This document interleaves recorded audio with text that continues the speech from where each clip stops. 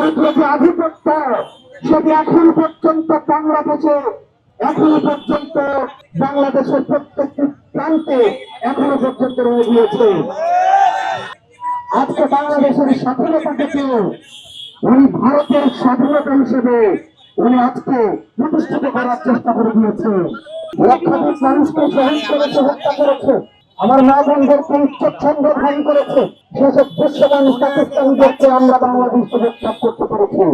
কিন্তু পরিতাপের বিষয়ে পাকিস্তানের দৃশ্যমান শক্তি বাংলাদেশ থেকে উৎখাত হয়ে ভারতীয় যে আগ্রাসন, ভারতীয় যে আধিপত্য সেটি এখন পর্যন্ত বাংলাদেশের প্রত্যেকটি প্রান্তে এখনো পর্যন্ত রয়ে গিয়েছে। সেজন্য ভারতের গুজরাটের ভাষায় আজকে বাংলাদেশের স্বাধীনতাকে উনি ভারতের স্বাধীনতা হিসেবে উনি আজকে প্রতিষ্ঠিত করার চেষ্টা করে দিয়েছে। প্রিয় সংগ্রামী সচেতন জনগণ, আপনাদেরকে সচেতন থাকতে হবে। আমরা আমাদের দৃশ্যমান শক্তিকে ৭১ পরাজিত করেছি। আমাদের এই অদৃশ্যমান শক্তিকে পরাজিত করা শুরু হয়েছে ২৪ থেকে, এবং সেনারা অব্যাহত থাকবে।